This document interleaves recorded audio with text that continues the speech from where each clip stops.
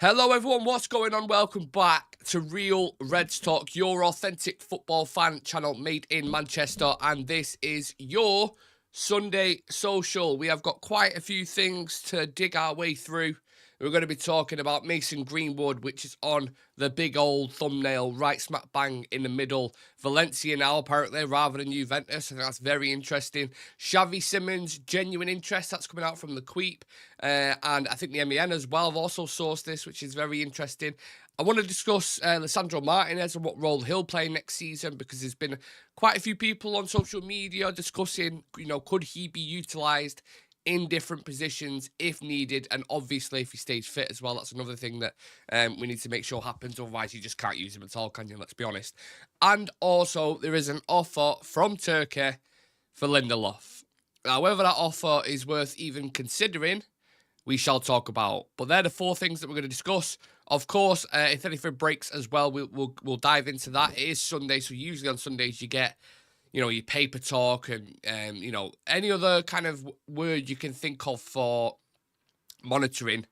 You'll see that across social media. We're keeping tabs, or where eyeballs are on this player around Europe and all this kind of nonsense. So, yeah, look, anything could break whilst we're live. That's the beauty of doing news shows, I suppose. If you are watching right now, or if you're watching later on, please do hit that like button. And yeah, subscribe to the channel. Let me know your thoughts on the Euros as well. I think it's been a pretty good start to the tournament. I think it's been fucking fire, to be honest with you.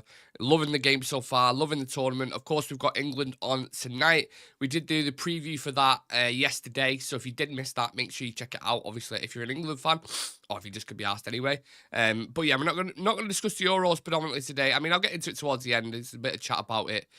But I want to talk about Mason Greenwood to Valencia, because that's the big story coming out at the moment, especially for Manchester United. So Valencia have made a £25 million bid to sign Mason Greenwood. Juventus have also been tipped to land Greenwood, but a source close to the players' camp confirmed Valencia's concrete offer insisted his priority is Spain. Look, his priority to him and to his family and whatever is obviously important, but our priority as a club, as a business, and what we want to do this summer is getting the absolute maximum fee that we can for Mason Greenwood in order to spend more, because we all know, or at least what's been put out there in the press, is that we only have 50 million quid to spend, apparently, which is obviously nonsense, because the players that we've been linked with and the bids we're already putting in would kind of contradict that anyway.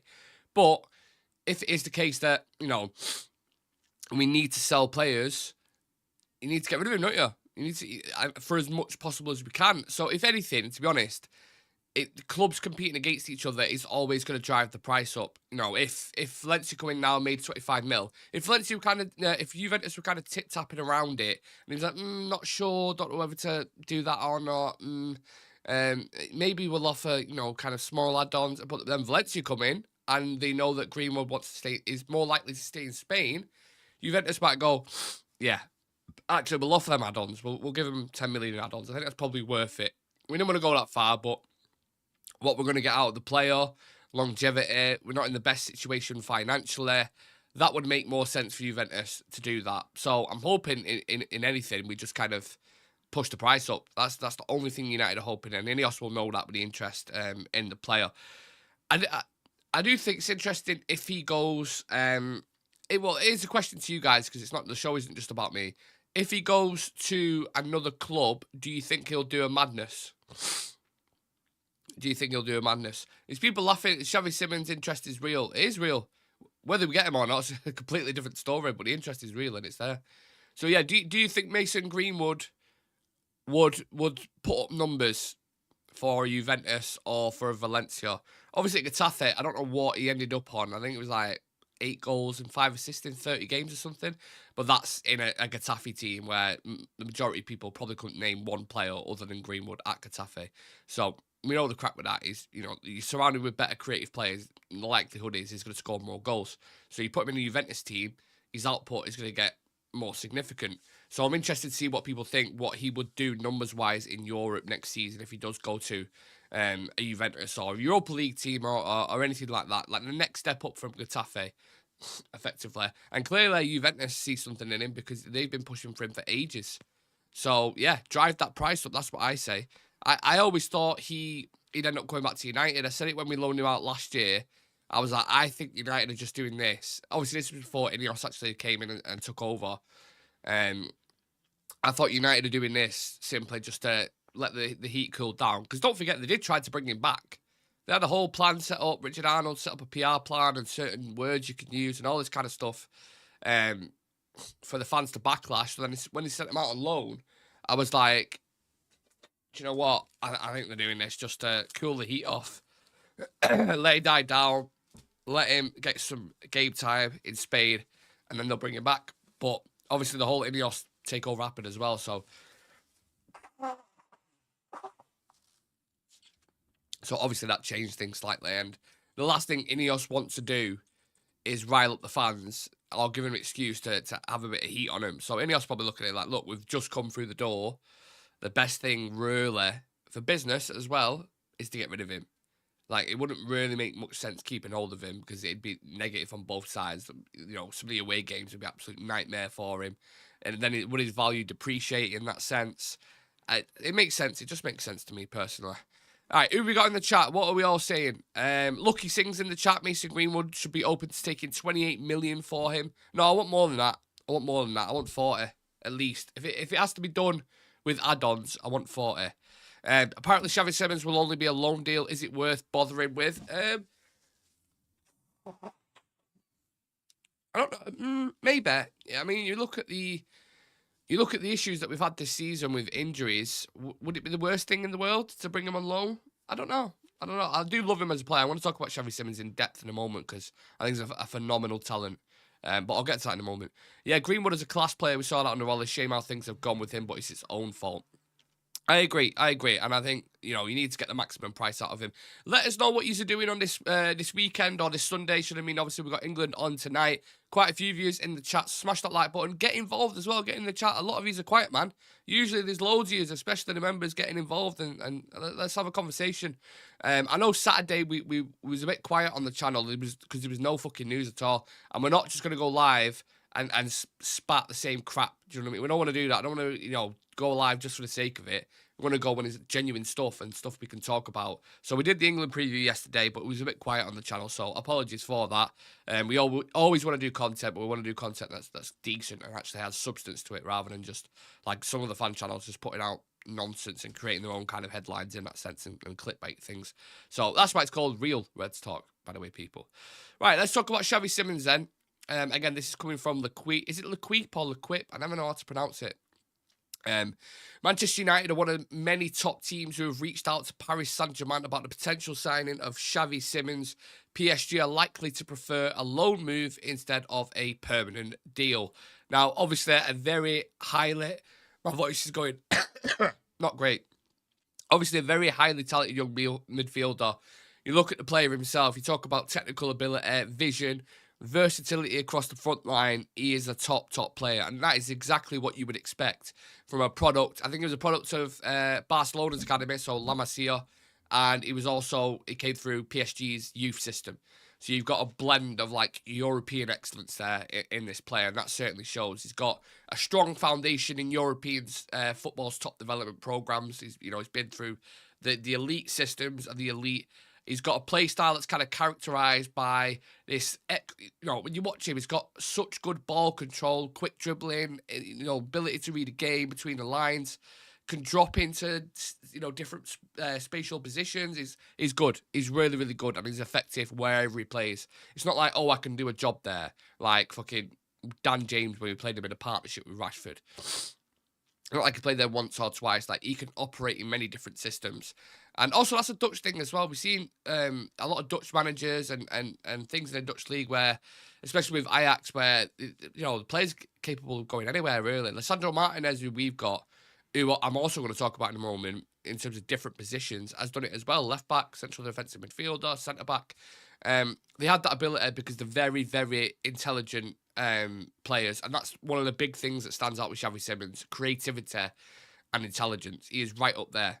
Now, one thing you may question is we have Bruno Fernandes, so would it really make sense bringing him in, as the 10? But like I said, he can play multiple positions. He can play out wide. He's quick enough. by the way. He can beat his man. He's quicker than a Jadon Sancho, let's say, for example. So if you want to utilise him on the wing, that's fine. The big thing is would people just take him on loan? Would you want to develop as a club like United? Would you want to take him on loan to then buff up someone else's player? Like, United don't typically do that, really. We bring in a loan when we're desperate. You know, think of our last loan moves. Weghorst, because we didn't have a fucking striker, basically. Igalo, similar situation, bit of depth in there as well. Like, the loans that we do are pretty shit. The majority. Cavani as well. No, Cavani was a signing, wasn't he? I think. Or was he a loan? Oh, God, I don't know. Oh, my God, what the fuck? What's happening? Why is my I've only just noticed my camera's gone off. Oh, shit. Sorry, people. 1 second. Hello. I have no idea why it's just done that. Sorry, everyone. I mean, how long's that been froze for? I've been waffling and just... Wow. Let me know if it's okay now. It should be fine. Apologies, people. That's pissed me off, that. Why did it just froze?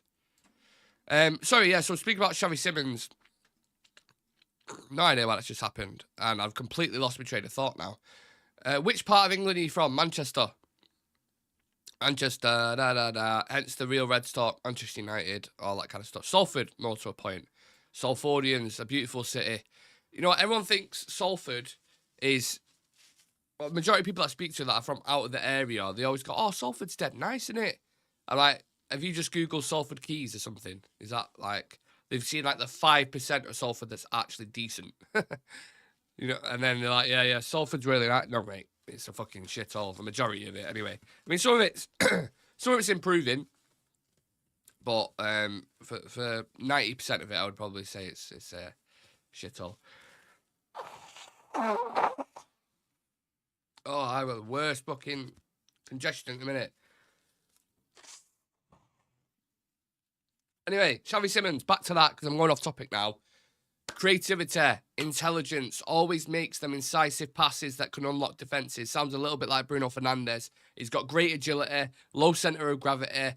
Actually decent off the ball as well, works extremely hard, can press well, got great work ethic and determination.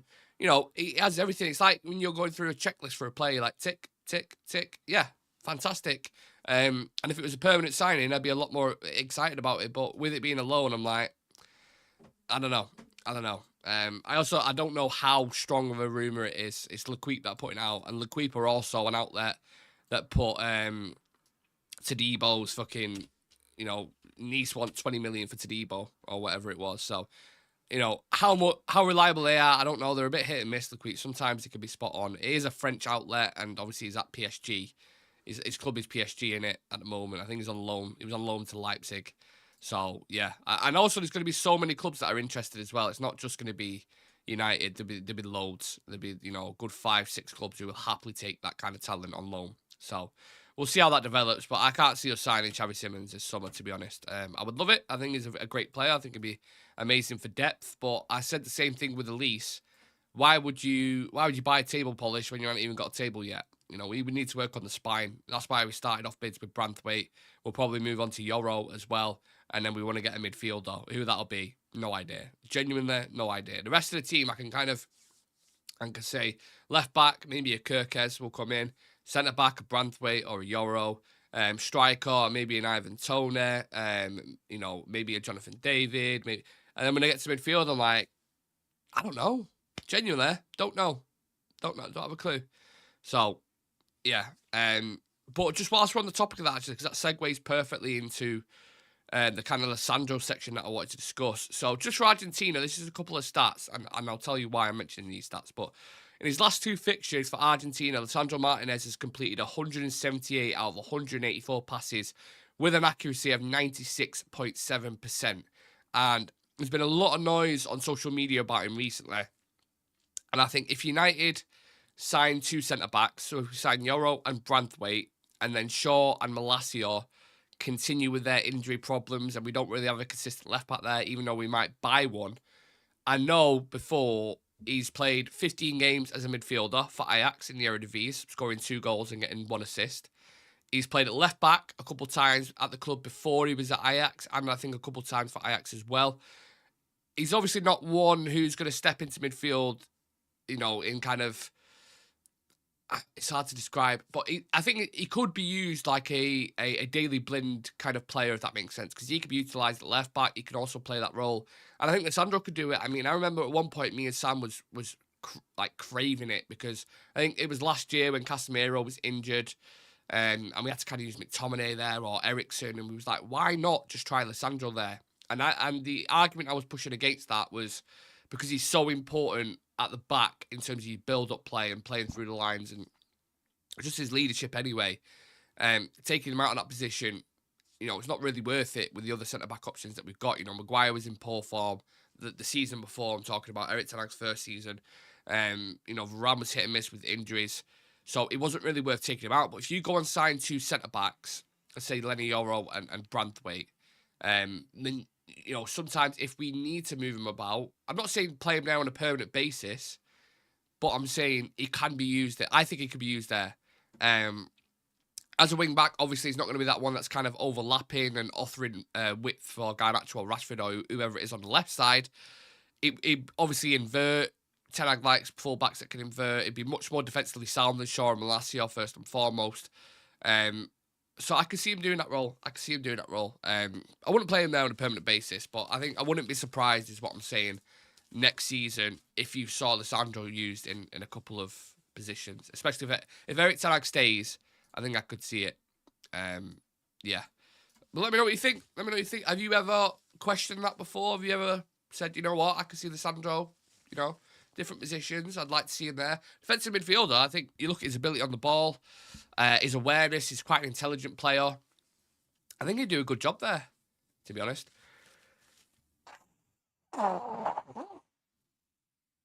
Sorry, people. Oh my God, hay fever and allergies, so bad. Let me know your thoughts, smash a like on the video, get involved in the chat. It's very, very quiet, man. People, I don't know what's going on.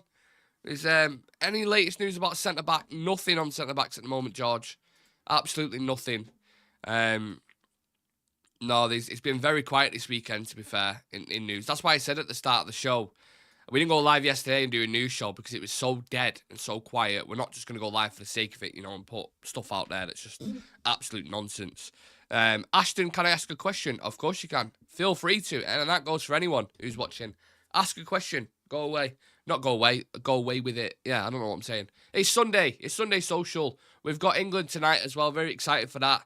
I'll get into the Euros towards the end, actually. I'll discuss that as kind of round the show off. But the next story, we've got Lindelof to Turkey. So Fenerbahce, get ready for this, by the way.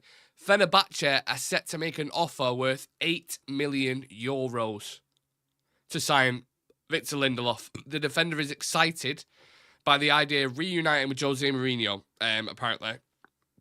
Now, listen, first and foremost, Mourinho returning to Turkey, there is always going to be links now with United players. I mean, someone mentioned to me the other day, they don't really support United, and he was like, oh, well, that's Martial going to Turkey, innit, as free agent. I was like, not with Mourinho, mate. They didn't really get on when Mourinho was there. They had good spells and good periods, but Mourinho always references 2 players, and he's always on about Rashford and Marsh, 2 players that are still there whilst I was there, who don't put the work in and don't do this. And he's not talking about Dalot or Lindelof. He's talking about, Rashford and Martial. So that would never, ever happen. He might actually, Martial might go to Turkey, but he won't link up with Jose Mourinho. I'd be absolutely astonished if that happened. People are putting 2 and 2 together and they're getting 7. Sorry, I missed the comment there. Can I ask a question? Why have I been timed out on YouTube? I don't know, Ashton. Have you insulted someone? I've not personally done it. So, yeah, if you... I don't know how you can do it, but if you get involved in the chat, I'll untime you out. I don't have a clue. I don't know what's happening. Ashley Fitch, hi, mate. You good? I want us to buy Todibo João Neves. I like João Neves.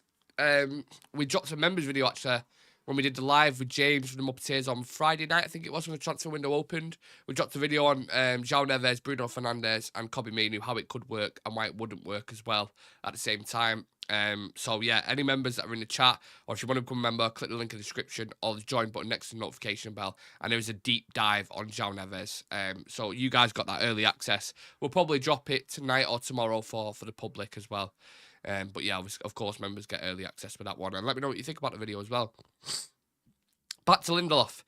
If you're talking about 8 million euros, get to bed with these shitty offers that you're coming through. I mean, there was an offer from Turkey that I spoke about last week. About offering 25 million euros for Wan-Bissaka and McTominay. I mean, 25 million euros wouldn't even get you one of them players. So I don't know what they're smoking. I don't know what the market they're shopping at. It's very bizarre to me, these kind of offers that are coming through. Even 8 million euros for Lindelof is a bit of an insult. You know, let's be honest. He's still a good centre-back. He's still a good option. He's had some very good games for Manchester United. And he'd do a very good job for, like, let's say a Brentford, for example. He's worth 15, 20 mil to Brentford. So, like, 8 million euros. What is that? 5 million quid? For Lindelof, it's fucking captain of Sweden. 5 million quid. Get to bed. I think he's much more valuable to us as well, given the centre-back circumstance. You know, Varane's going to go. Evans, we don't have as it stands right now, I don't think, at the moment. I mean, he might have signed a new deal. I'm not sure. But the centre-back situation is shaky, and we need as much depth there as we can. So... yeah, he's much more valuable to us than 5 million quid, mate. What are we going to do with 5 million quid? That's like 2 months of Sancho's wages. Outrageous. We need to sell McTominay, pure profit. I don't think we will sell McTominay. I've never thought it this summer. Never, ever thought it that we was going to sell him. What do you make of PSG bidding for Neves? Oh, mate. Devastated. I'll be devastated if PSG get him. Also, they've got quite a few midfielders, haven't they? They've got Vitinha, who could play there. They've got Fabian Ruiz, by the way, who's, wow, what a player he is. I knew bits about him, but watching him in the Euros yesterday, I was like, okay, that goal was fire. And he looks like a certified player. They've got Asensio who plays there as well. They've got the young kid. What's the young kid's name, man? I forgot. Oh, I forgot the kid's name. You all know him on about Emery, is it? Something like that?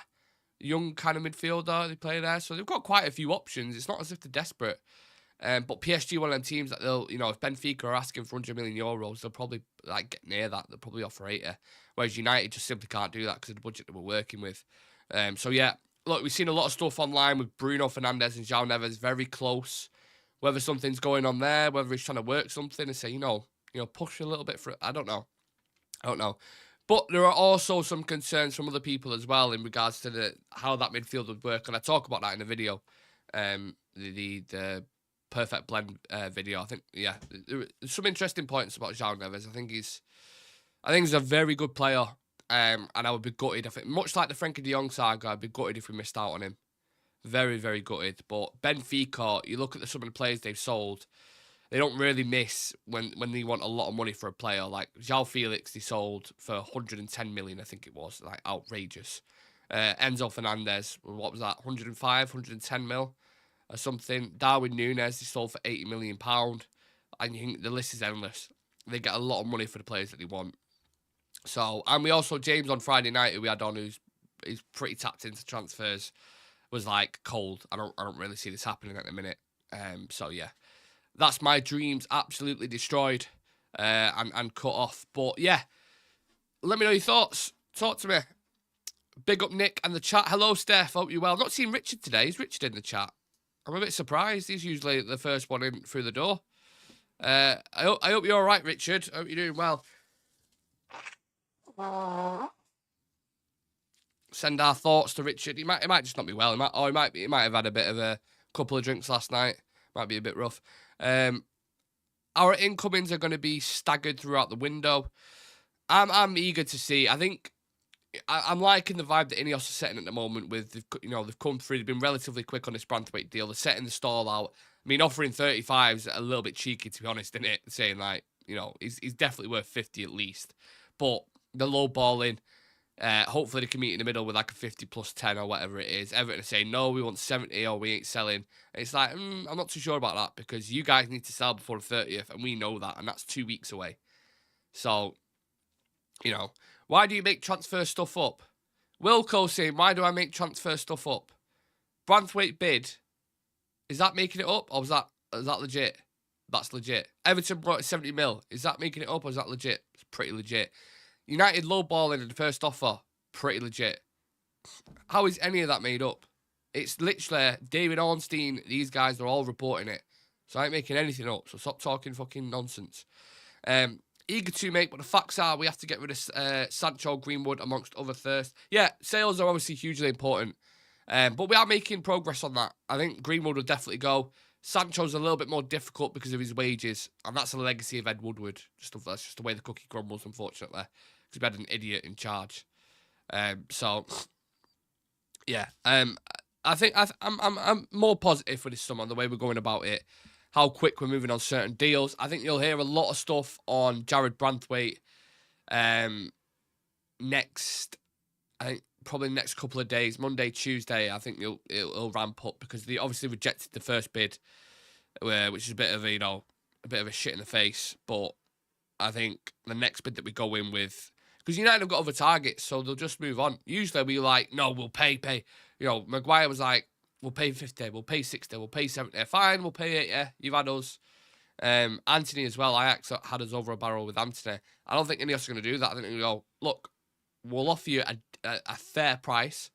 They'll probably get up to 50. I say, if you guys don't want that, look, you're in financial shithouse at the moment. You don't sell before the 30th, you're going to be fucked. So that's a fair offer. You either take it or leave it. And they're like, I don't know. No, maybe we can meet at 60. Like, no, all right, we'll talk to Euro. You know, we'll talk to Inacio. We'll go through different targets. That's fine.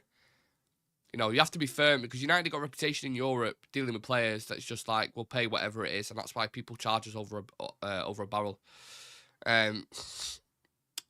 Bro, can you untime me on the YouTube? I want to ask questions, but I get timed out. Yeah, what's your name on YouTube, Ashton? Is it just Ashton? I don't know. I can't see your name in the chat. So it's hard for me to untime.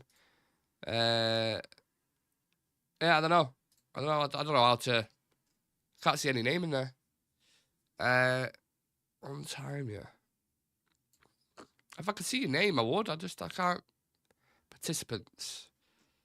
Let me have a look. 1 second, people. I'm just trying to help a brother out here.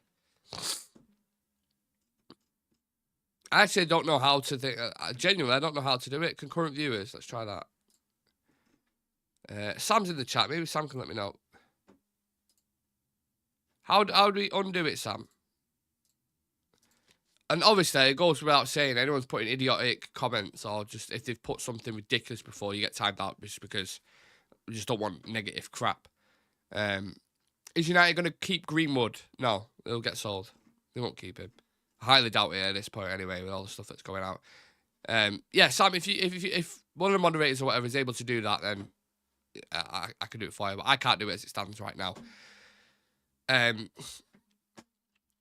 let's discuss the Euros if we can. Just what have we thought in general? Just a last 5-minute chat about it. What have we thought so far? I think it's I've enjoyed it. I thought the Germany game, Scotland getting slapped first and foremost 5-1. I mean, how can you not enjoy that? What a starter that was.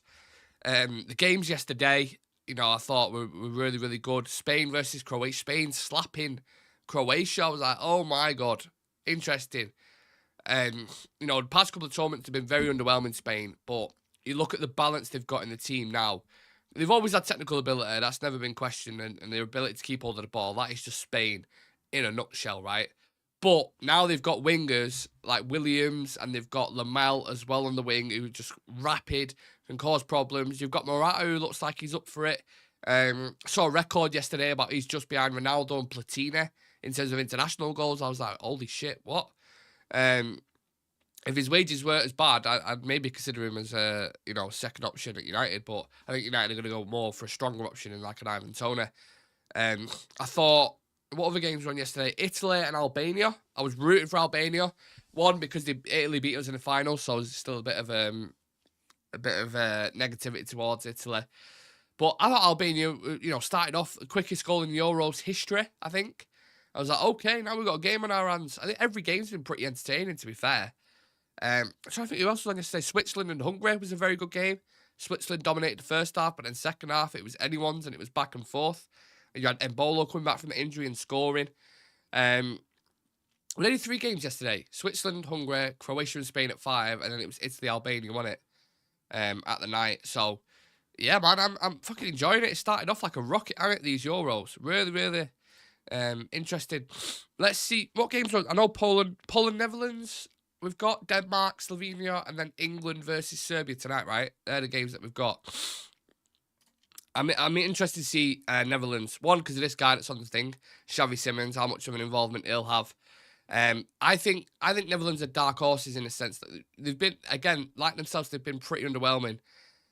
Don't forget that I think it took Argentina to penalties in the World Cup. Took it to penalties, you know, the team that won it.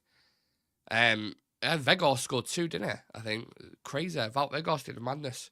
Scored more goals there than he did for us the entire season, I think. He only scored 2 goals for us, you know, on loan. So, Netherlands, I'm interested. The only thing I'll say about them is their attack line isn't... They don't have... Like, Mbappe have... I would say Mbappe have a France then. France have an Mbappe. England have a Kane. They don't have that kind of player, you know. They're going to be probably playing Memphis Depay, Gakpo, and whoever else it is, maybe Xavi Simmons or whatever, in your front line. That isn't... I don't think that's Euro winning worthy. But then you look at the defence, some of the players that they've got, Frimpong, Dumfries, Van Dijk, De Ligt. You know, you go through out there, De Vrij as well. They've got Ake, who could play. They've got decent and midfielders as well. I know Frenkie de Jong isn't there, but they've got decent midfielders. So Netherlands are one I would keep an eye on. For me personally, I would keep an eye on. I think they're going to smash Poland because I think Lewandowski's missing the first game as well. But they don't even provide service for Lewandowski anyway. So I think that's the landslide for Netherlands. Slovenia and Denmark's an interesting one. Denmark would be the favourites in that. They've got a much better heritage in the Euros. As an overall team, they've got better individuals. But I don't know. Sometimes you have a team that just like Morocco in the World Cup that just turn up. You know, they've got a couple of talented individuals. They've got Sesko. I think Lobotka in the midfield, relatively good. Is Oblak, is he Slovakian or Slovenian? I always get mixed up between the two. But they've got individuals who can, you know, who can have a big effect, I think. Let me just double check that. Slovenia team Euro 2024. Let's have a look. Right, so All Blacks. Yeah, All Blacks, Slovenia. So, very good goalkeeper, experienced in Atletico Madrid. Stankovic ain't a bad defender either. Lobotka's Slovakian. Interesting. Sesko as well. He's obviously a standout name. Sesko and All Black are the ones that most people will know. But, look, I think it's interesting. And then Serbia and England tonight. I'm not worried about it, but you look at England against Iceland, our last game. I'm hoping that's not a measuring stick of where we are going into this tournament because we were shocking in that game. I think the amount of talent that you have on the pitch, you have to beat Serbia. But I also think Serbia will score because they have forwards in Vlahovic and Mitrovic who can just really cause problems. And when we have a defence that is a little bit unexperienced with Gay coming into it, you don't really know what the partnership's going to be like. Do you really with both of them? So, I don't know. I'm a little bit worried. I'm a little bit worried about that. But, like, the amount of firing power you've got in that team, you should never, ever be losing to Serbia. It was like the first time we played them in 24 years, I think, or since they've become, like, an independent country. So, you've got to go and set the bar out there. Because I'm looking at teams like Germany. I'm looking at teams like Spain. Even Italy, especially the first 45 minutes, I'm like, I think these Euros are going to be very, very tough. I think teams like that in the previous ones, even though Italy won it, they weren't the best team in the tournament. It was pretty underwhelming. And now you've got teams like, we've not even watched France yet. We've not watched Netherlands yet. We've not even watched Portugal yet. And teams are setting the standards. Germany, fucking, you know, their midfield, Gundogan, Kroos, Kimmich, experienced technicians. And then exciting forwards like Musiala. They've got Kai Havertz, who's in form as well. And then they've got Musiala and... okay, now who's the other winger that they had? Oh, my God. Musiala and... wow, why's my brain just gone blank? Come on, someone out there. Germany. Attackers, Havertz, Musiala, Wirtz. Jesus Christ, I don't know if I got that. And Wirtz as well. So I think Spain are going to be tough. Germany are going to be tough. France are going to be up for it. Yeah, I think this could turn out to be one of the most exciting Euros. I do. I really, really do. And we actually did the preview for the England game yesterday. I don't know if anyone's managed to check that out. Obviously, if you are an England fan and you're looking forward to the Euros, if you want to get yourself prepared for that, I've just put a link in the description as well. If you lovely people can smash that like button and hit subscribe as well. If you are new to the channel, if you are on TikTok, check the link out in the description on the obviously on the edge of the profile as well. If you want to come and join the best community on the planet, Real Reds Talk. I can't speak. I can't even talk, ironically. Make sure you check that out, please. And thank you for all the likes, all the interaction, all that kind of stuff. Yeah, we've got some interesting games on today. I want to see how they go on. And obviously, England better start off with a win, because if we lose to Serbia, I'm going to lose my mind. I'm going to lose my mind, let me tell you. I shall leave it at that, people. Thank you very much for tuning in on your days off, on the weekend. I always say I always appreciate yous. Every single show you join in and have a chat, and that's what I'm here for. That's what I absolutely love. So appreciate every single one of yous. Let's go watch the rest of the Euro games today and see how we get on. Yeah, I'll see you guys either later on tonight to do a bit of review of the England game, or if not, we'll drop that members video for the public. Let me know which one you want. See you in a bit.